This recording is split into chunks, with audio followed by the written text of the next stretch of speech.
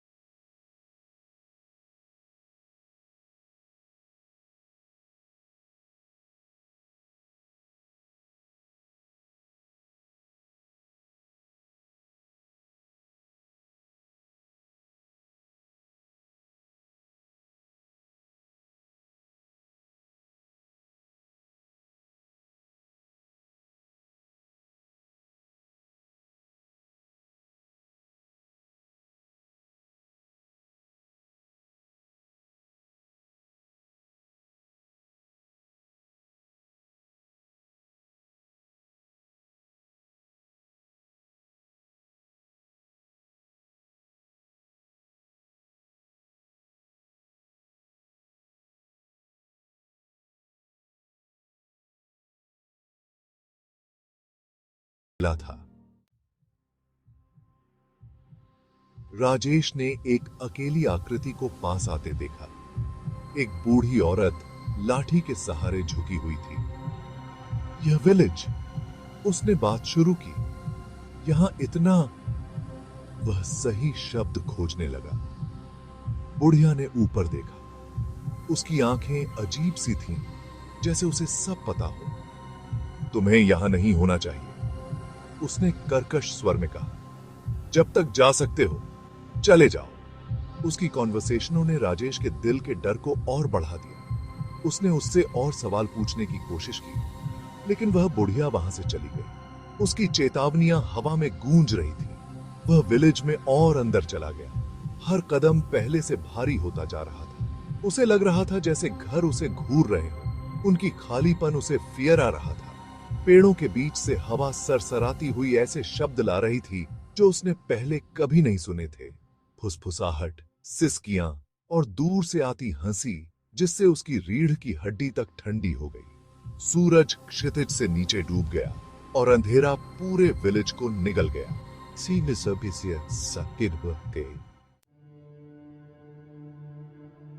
ढलती रोशनी में राजेश ने उसे देखा। एक टूटा फूटा पत्थर का मंदिर जो बेलों से आधा ढका हुआ था।